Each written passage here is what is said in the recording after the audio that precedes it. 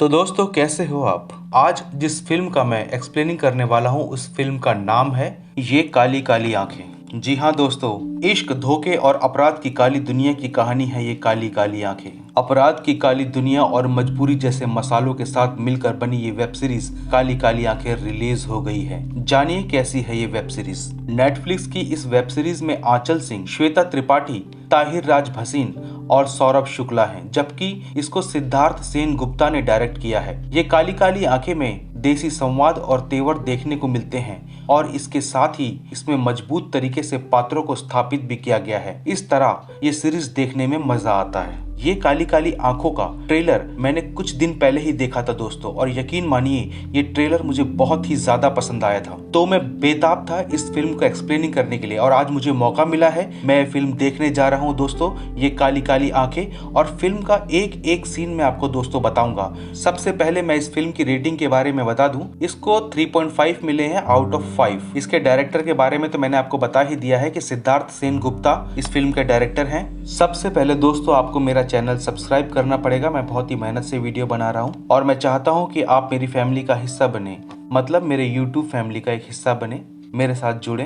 तो बिना देरी किए हुए मैं आपको इस फिल्म के हर एक हिस्से में ले जाना चाहता हूँ। तो चलिए शुरुआत करते हैं। फिल्म के शुरुआत में दिखाते हैं दोस्तों कि विक्रांत सिंह चौहान, जो इस फिल्म का मुख्य किरदार है, वो बिल्कुल ही बेकार अवस्था में एक सुनसान जगह पे कंबल ओढ़ के बैठा है, जिसकी दाढ़ी बाल बड़े हुए हैं। वो कहता है कि डेट ऑफ बर्थ है उसकी 19 दिसंबर और डेट ऑफ डेथ है शायद आज ही। कुछ गाड़ियां उस सुनसान जगह पे बढ़ रही हैं दोस्तों, जिसकी आवाज विक्रांत सिंह चौहान को आ रही है। विक्रांत सिंह चौहान पास में रखी हुई स्टेन गन उठा लेता है। उसकी आंखों में गुस्सा है। गाड़ियां उसके ठिकाने के बिल्कुल पास में आ गई हैं और वो खिड़की से झांक के देखता है। कुछ लोग हाथों में बंदूक लिए हुए उसकी तरफ बढ़ते हैं और गेट में लात मारते हैं। उसे चारों तरफ से घेर लिया जाता है और यहाँ पे फिर दोस्तों दोनों तरफ से अंधाधुंध गोलियां चलना शुरू हो जाती हैं। विक्रांत कहता है कि 3 चीजों से दुनिया बर्बाद हो चुकी है, पैसा, ताकत और औरत। और कहानी हमको फ्लैशबैक में ले जाती है। एक लड़की नहा रही है पानी में जिसका नाम है पूर्वा,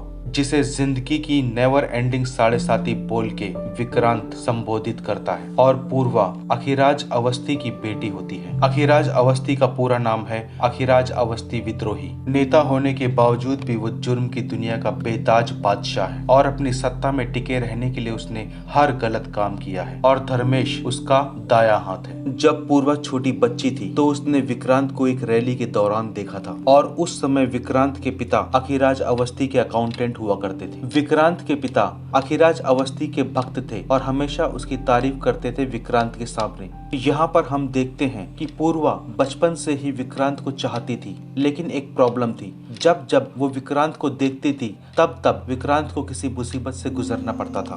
बचपन में विक्रांत का एक दोस्त हुआ करता था जिसका नाम था गोल्डी। वो हमेशा से उसके साथ में ही रहता था और एक दिन पूर्वा विक्रांत को चॉकलेट देकर उसे दोस्ती का ऑफर देती है और यहाँ पर विक्रांत उसे मना कर देता है। उसको मना करते देखकर शायद पूर्वा को अच्छा नहीं लगता और वो वहाँ से चली जाती है और पूर्वा को शहर छोड़ के जाना पड़ता है। और उसके जाने से विक्रांत को फायदा होता है मनोवैज्ञानिक तरीके से। वो अच्छे से पढ़ता है और क्लास में टॉप करता है और उस दिन से उसकी खुशियां चालू हो जाती है। अब विक्रांत बड़ा हो चुका है और जवान हो चुका है। विक्रांत ने इंजीनियरिंग कर ली थी और आज विक्रांत का पहला दिन था कॉलेज में। अपने पिताजी की 150 रुपए वाली घड़ी कैसो की वो हाथों में पहन के आया था। कॉलेज में पहले दिन उसे एक लड़की बहुत पसंद आती है जिसका नाम होता है शिखा। अब यहाँ पे विक्रांत शिखा को अपना बनाना चाहता है। वो उसके पीछे पीछे उसका पीछा करता है और मौका ढूंढता है उससे बात करने का, और शिखा को भी इसका अंदाजा हो जाता है। विक्रांत एक छोटे बच्चे के हाथों पूर्वा के लिए एक लेटर भेजता है और यहाँ पे दोनों एक दूसरे के साथी बन जाते हैं और उनकी मुलाकातें बढ़ने लगती हैं और उनकी नजदीकियां काफी हद तक और नजदीकियां बन जाती हैं। और उसको मोबाइल में एक मेल आता है जहाँ पर उसे उसके सपनों की नौकरी मिल जाती है, मैकेनिकल मेंटेनेंस इंजीनियर की। उसकी खुशी दुगनी हो जाती है। वो ये खबर शिखा को देता है। दोनों की खुशी का कोई भी ठिकाना नहीं रहता। ये उनकी जिंदगी की सबसे ज्यादा खुशी वाला दिन होता है, जहाँ पे विक्रांत को उसकी नौकरी और शिखा को उसकी मोहब्बत मिल गई होती है। विक्रांत उसे आश्वासन देता है कि अब उनकी जिंदगी पटरी पे है और जल्द ही वो दोनों एक नई दुनिया बसाएंगे। और यहाँ पे कहानी का एक नया मोड़ शुरू हो जाता है दोस्तों, जहाँ पर हम देखते हैं कि पूर्वा वापस आ रही है। अब पूर्वा भी एक जवान और खूबसूरत लड़की है और उसकी आंखों में तलाश है विक्रांत की। टीवी में अखिराज अवस्थी की गुंडागर्दी की खबरें आ रही हैं, जिसे विक्रांत के पिताजी पसंद नहीं करते और टीवी बंद कर देते हैं, क्योंकि वो अखिराज अवस्थी के लिए काम करते हैं और अखिराज अवस्थी शुरू से ही उनके आदर्श रहे हैं। वो उनकी पावर को जानते हैं। पल्लवी विक्रांत की बहन है। साथ में खाना खाते वक्त विक्रांत के पिताजी उससे पूछते हैं कि कब तक ऐसे ही निठल्ले घूमना है, तो यहाँ पे विक्रांत उसे कहता है कि उसे अपॉइंटमेंट लेटर मिलने वाला है। यहाँ पर विक्रांत के पिताजी कहते हैं कि कल 10 बजे अखिराज अवस्थी के ऑफिस में जाए, क्योंकि वो चाहते हैं कि वो भी अखिराज अवस्थी के साथ में काम करे और उनका हाथ बटाए, और वो ये नहीं चाहते कि वो अपनी इंजीनियरिंग की नौकरी करने के लिए भिलाई जाए। अब गोल्डी भी बड़ा हो चुका है और अगली सुबह विक्रांत गोल्डी के साथ में अवस्थी भवन पहुंच जाता है, अखिराज अवस्थी के बंगले में। अखिराज अवस्थी का बंगला आलीशान होता है। यहाँ पर विक्रांत सोचता है कि वहाँ जाके सिर्फ मुंह दिखाकर वो वहाँ से वापस चला जाएगा, क्योंकि उसे वहाँ पे नौकरी करनी ही नहीं थी। इस बात की वो पहले से ही प्लानिंग करके घर से निकला था, लेकिन यहाँ से उसकी जिंदगी बदलने वाली थी। अचानक से पूर्वा उसके सामने आ जाती है। पूर्वा पलट के विक्रांत को देखती है। यहाँ पर विक्रांत उसे ऐसे देखने के लिए माफी मांगता है और वो कहता है शायद वो गलत जगह पे आ गया है, क्योंकि घर इतना बड़ा है कि उसे पता ही नहीं चला कि अखिराज अवस्थी का ऑफिस कहाँ है। पूर्वा उसे सही रास्ता बताती है। वो कहती है कि सामने ही अखिराज अवस्थी का ऑफिस है, और यहाँ पे पूर्वा उसे आश्चर्य में डाल देती है, क्योंकि वो जानती है कि वो विक्रांत है। वो उसे कहती है कि उसे काफी दिनों के बाद में देख के बहुत अच्छा लगा। वो उसे 15 साल बाद 8 महीने और 7वें दिन देख रही है, यानी कि पूर्वा ने अब तक का हर एक दिन का कैलकुलेशन रखा था। इससे ये पता चलता है दोस्तों कि वो बचपन से अब तक उसे भूली नहीं थी और हर दिन उसे याद करती थी। यहाँ पर विक्रांत उसे पहचानता नहीं है। वो उसे अचरज से देखता है और पूर्वा उसे कहती है कि वो पूर्वा है, उसके बचपन की दोस्त। विक्रांत यहाँ पे असहज महसूस करता है और वो कहता है कि वो यहाँ पे इंटरव्यू के लिए आया था। तो पूर्वा कहती है कि जाके पहले अपना इंटरव्यू दे दो, और यहाँ पे उसे एक चीज और आश्चर्य में डाल देती है कि बिना इंटरव्यू दिए पूर्वा उसे कहती है कि तुम्हें तुम्हारी पहली नौकरी मुबारक हो। इसका मतलब उसे नौकरी मिल चुकी थी। विक्रांत ऑफिस तक पहुंचता है, जहां पर उसके पिताजी उसका पहले से ही इंतजार कर रहे होते हैं। विक्रांत के पिताजी उसका हुलिया चेंज करते हैं और उसकी जैकेट उतरवा के उसे टाई देते हैं, क्योंकि वो किसी इंटरव्यू के लिए जा रहा है। अखिलेश अवस्थी वहाँ के एसपी से बात कर रहा होता है, किसी एनकाउंटर के बारे में जो उसके आदमियों का हुआ था और उन पुलिस वालों ने किया था। यहाँ पर विक्रांत अखिराज अवस्थी के आसपास पूर्वा की पुरानी कुछ तस्वीरें देखता है, जो फ्रेम करके अखिराज अवस्थी ने अपने पास ही रखी थी, क्योंकि वो पूर्वा को बहुत चाहता था। मीटिंग खत्म होने के बाद अखिराज अवस्थी विक्रांत के पिताजी को वहां आने का कारण पूछता है, पर विक्रांत के पिताजी विक्रांत की नौकरी की बात वहां पर करते हैं कि विक्रांत को उनके यहाँ पर कोई भी नौकरी मिल जाए ताकि उसकी जिंदगी संवर जाए। यहाँ पर विक्रांत थोड़ा सा ऑकवर्ड भी फील करता है, क्योंकि उसका तो मन नहीं था कि यहाँ पे वो नौकरी करे। अखिराज अवस्थी विक्रांत को पूछता है कि वो क्या क्या चला लेता है। विक्रांत को यह सवाल कुछ अजीब सा लगता है। वो कहता है कि वो गाड़ी या फिर बाइक चला लेता है। तो यहाँ पे अखिराज अवस्थी मुस्कुरा के कहता है कि भाई वो बंदूकों के बारे में पूछ रहा था कि कौन कौन सी बंदूक चला लेते हो। तो विक्रांत के पिताजी भी मुस्कुरा कर कहते हैं कि आपके साथ रहेगा तो ये सब सीख जाएगा।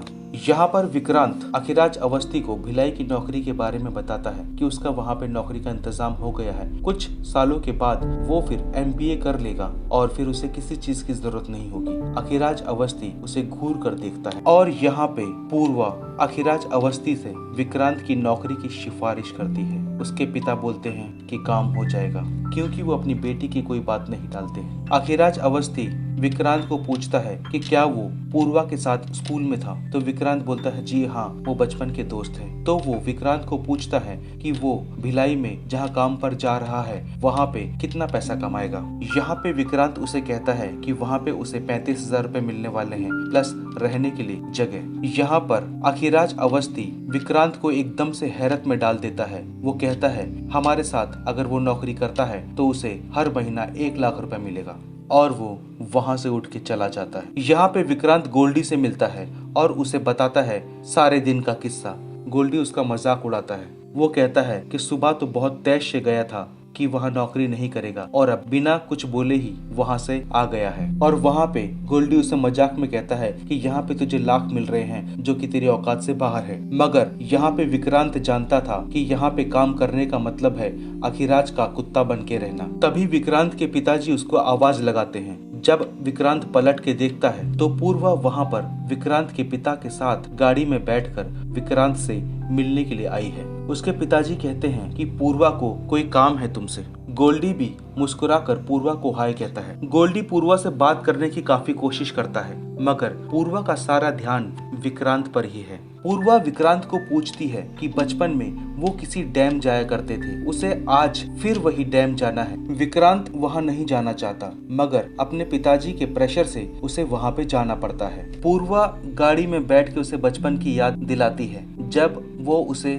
फ्रेंडशिप के लिए प्रपोज कर रही थी और विक्रांत ने उसे मना कर दिया था। पूर्वा कहती है कि बचपन से लेके आज तक उसकी स्माइल बहुत क्यूट है। बातें करते हुए वो लोग डैम तक पहुंच जाते हैं। पूरे सफर के दौरान पूर्वा उसे घूरती ही रहती है और उसकी आंखों में दिख जाता है कि वो विक्रांत को किस हद तक चाहती है। पूर्वा जगह पे पहुंच के उस जगह की काफी तारीफ करती है। पूर्वा विक्रांत को पूछती है कि वो यहाँ पे कभी आता है क्या, तो विक्रांत उसे मना कर देता है। पूर्वा उसे इशारा करके कहती है कि वहाँ बीच तक क्या वो उसके साथ जा सकता है, तो वो कहता है नहीं, आप चले जाइए। तो यहाँ पे पूर्वा उसे कहती है कि आप नहीं, उसे तुम बोलो। विक्रांत थोड़ा असहज हो जाता है। यहाँ पर पूर्वा मुस्कुरा देती है तो विक्रांत रीजन ये बताता है कि उसे पानी से डर लगता है, इसीलिए वो वहाँ पे नहीं जाना चाहता। पूर्वा मुस्कुराते हुए उसे कहती है कि मैं अकेले ही होकर आती हूँ। जो गाड़ी में एक और शख्स बैठा हुआ होता है वो कहता है कि तुम सूर्यकांत जी के ही लड़के हो ना। जवाब में विक्रांत उसे हाँ कहता है और वो पूर्वा के बारे में कुछ अनाप शनाप बोलने लगता है जिससे विक्रांत को उस आदमी पे गुस्सा आ जाता है। यहाँ पर वो आदमी उसे कहता है कि क्या तुमने डीडीएलजे फिल्म नहीं देखी है जिसमें हीरोइन हीरो को पलट के देखती है, और यहाँ पे भी कुछ ऐसा ही होने वाला है क्योंकि अभी पूर्वा तुमको पलट के देखेगी। और तभी पूर्वा पलटती है और विक्रांत को देखती है मुस्कुराते हुए। अब यहाँ पे विक्रांत शिखा को सारी बात बताता है जिससे शिखा नाराज होके उसे पूछती है कि क्या डैम का रास्ता सिर्फ उसे पता है, वो उसे क्यों साथ लेके गई। और वो कहती है कि क्या उसने एक बार भी जाने के लिए मना किया। जवाब में विक्रांत कहता है हाँ, उसने उसे मना किया था। जब शिखा गोल्डी से पूछती है कि क्या उसने सच में मना किया था, तो गोल्डी यहाँ पे झूठ बोल देता है कि वो नहीं मना कर पाया था। यहाँ पर हम देखते हैं कि शिखा को थोड़ी सी इनसिक्योरिटी फील होती है और वो गोल्डी से पूछती है कि पूर्वा दिखती कैसी है। और यहाँ पे गोल्डी कहता है कि बहुत ही अलग लेवल की चीज है वो, यानी बहुत ही ज्यादा खूबसूरत है। यहाँ पे विक्रांत थोड़ा सा गोल्डी को गुस्सा भी करता है। थोड़ी सी बहस के बाद में शिखा वहां से नाराज होकर चली जाती है। एक बार फिर विक्रांत अपने पिताजी को कहता है कि उसे अखिराज अवस्थी के यहाँ पे नौकरी नहीं करनी है। यहाँ पर विक्रांत के पिताजी उसे एहसान गिनाने लगते हैं कि अखिराज अवस्थी के उन पर कितने एहसान है, वो हमेशा वक्त पे उनके काम आए हैं। आज अगर बाप का साया विक्रांत के सर पे है तो वो अखिराज अवस्थी की बदौलत है। वो कहते हैं कि वो देवता आदमी हैं और आज वो उनकी लाइफ बनाना चाहते हैं और वो इस मौके को ठोकर मार के भिलाई जाना चाहता है। काफी बहस के बाद में विक्रांत के पिताजी उसे डराकर, उसे धमकाकर कहते हैं कि चाहे कुछ भी हो जाए तुझे नौकरी तो यहीं पे करनी पड़ेगी। यहाँ पे पल्लवी मौके का फायदा उठाती है और वो विक्रांत का मजाक उड़ाती है, ये कह के कि उसे उसकी औकात से ज्यादा काम मिल गया है इसलिए उसके भाव चढ़ गए हैं। तो विक्रांत गुस्से में आके पल्लवी का पीछा करता है। वो कहता है कि वहाँ पे उसे जुम्बा क्लासेस चलानी है, तो उसने इंजीनियरिंग क्यों करी फिर। यहाँ पे पल्लवी एक चीज और कहती है कि उसकी पूर्वा से मुलाकात हो चुकी है और उसी जुम्बा क्लासेस में उसे भी नौकरी मिल गई है। मतलब पूर्वा हर जगह से अपना जाल फेंक रही थी विक्रांत को पाने के लिए। यहाँ पे पल्लवी कहती है कि उसे जुम्बा क्लासेस में 35,000 रुपए सैलरी मिलने वाली है, तो सबकी आंखें खुली की खुली रह जाती हैं। यहाँ पर विक्रांत की मम्मी का एक डायलॉग मुझे बहुत पसंद आया, जो कहती है कि बाप देवता और बेटी देवी अगर दोनों कभी सामने आ गए तो पता नहीं मुझे कि मैं किसके पैर पहले छूऊंगी। विक्रांत गुस्से में कहता है कि चाहे कुछ भी हो जाए वो वहाँ पे नौकरी नहीं करेगा। तो विक्रांत के पिताजी बहुत गुस्से में आके उसे गाली देने लगते हैं माँ बहन की। विक्रांत अगले दिन अखिराज अवस्थी को मना करने वाला होता है, इसीलिए वो आज की रात पूरी प्रैक्टिस करता है कि कल अखिराज अवस्थी को कैसे मना करे। और अगले दिन वो तैश में आकर अखिराज अवस्थी के ऑफिस में पहुंच जाता है, लेकिन वहाँ का दरबान उसे रोक लेता है, कहता है कि वहाँ पे मीटिंग चल रही है, उसे कुछ देर इंतजार करना पड़ेगा। तभी उसी दरबान का फोन बजता है और वो फोन लेके बात करने के लिए जरा सा वहाँ से हटता है तो विक्रांत को अंदर जाने का मौका मिल जाता है। और जैसे ही वो दरवाजा खोल के अंदर जाता है तो वो आंखें फाड़ कर देखता है वो नजारा, जहाँ पर अखिराज अवस्थी एक एसपी को बुरी तरह से मार रहा है और उसका चेहरा लहूलुहान है। अखिराज हाथों में चाकू लेकर उससे पूछता है कि बताओ क्या उसे काट दे, और तभी उसकी नजर विक्रांत पर पड़ती है। अखिराज अवस्थी उससे पूछता है कि वो अंदर कैसे आया। यहाँ पर एक फोन भी आता है अखिराज अवस्थी के लिए और वो थोड़ा सा परेशान हो जाता है और फिर वो विक्रांत को पूछता है कि बोलो किस लिए यहाँ पे मिलने आए हो। और तभी एसपी उठता है और कुछ पूछता है, लेकिन यहाँ पर अखिराज अवस्थी चाकू से एसपी पे वार करता है, उसकी गर्दन कट जाती है और वो जमीन पे लुढ़क जाता है। यहाँ पे धर्मेश अखिराज अवस्थी को कहता है कि एसपी मरने वाला है और उसे ठिकाने लगाने की जरूरत है। सिचुएशन कुछ ऐसी होती है कि विक्रांत अपनी बात घबरा के कह नहीं पाता और अखिराज अवस्थी एसपी की लाश और बाकी अपने गुर्गों को छोड़ के अपने कमरे में चला जाता है। एसपी की सांस अभी भी चल रही है, वो अधमरा जमीन पे पड़ा हुआ है और यहाँ पे धर्मेश उसके शरीर के टुकड़े करने के लिए एक इलेक्ट्रॉनिक आरी मंगवाता है। अब यहाँ पे धर्मेश विक्रांत को पूछता है कि बताओ लाश को काटना कहाँ से शुरू करें। विक्रांत ने अपने पूरे जीवन भर में ऐसा कुछ नहीं देखा होता है और उसके चेहरे पे घबराहट साफ दिखाई देती है। यहाँ पे धर्मेश उसे पास बुलाता है और कहता है कि वो हाथ पकड़े और विक्रांत को वैसा ही करना पड़ता है क्योंकि वो काफी घबरा चुका है। और विक्रांत के सामने एसपी की लाश के टुकड़े हो जाते हैं, जिसे धर्मेश करता है। खून की छींटें विक्रांत के चेहरे पर और धर्मेश के चेहरे पर साफ दिखाई देती हैं। लाश के टुकड़े बोरे में भरकर वो उसी डैम में आते हैं जहां पर वो पूर्वा के साथ आया था। लाश की घिनौनी हालत देख के विक्रांत वहां उल्टी कर देता है। यहाँ पे घिनौनेपन की हद तब हो जाती है जब धर्मेश के गुंडे विक्रांत को पकड़ के लाश के पास लाते हैं और कहते हैं कि लाश का टुकड़ा निकाल के बोरे से डैम में फेंके। यहाँ पे एक बार फिर विक्रांत को उल्टी हो जाती है। लाश का एक एक हिस्सा निकाल के उस डैम में बहा दिया जाता है और विक्रांत के चेहरे से खून पोंछकर उसे जुम्बा क्लासेस के बाहर छोड़ दिया जाता है, जहां पर पूर्वा जुम्बा क्लासेस में डांस सिखा रही है। पूर्वा विक्रांत को देखकर मुस्कुराती है और उसे आने के लिए कहती है। और यहाँ पे दोस्तों ये काली काली आंखों का पहला एपिसोड खत्म हो जाता है। दोस्तों मैंने कोशिश की है कि एपिसोड शुरू से अंत तक पूरा मैं कवर कर सकूं और आपको सुना सकूं। मेरी कोशिश कितनी कामयाब रही है ये आप मुझे प्लीज कमेंट में बताइए। मैं जल्द ही दूसरा एपिसोड भी अपलोड करूंगा। तब तक दोस्तों मेरे चैनल को सब्सक्राइब कीजिए और वीडियो को लाइक और शेयर कीजिए और प्लीज बेल का बटन दबाना ना भूलिए ताकि आपको मेरे हर वीडियो का सबसे पहले अपडेट मिले। धन्यवाद दोस्तों।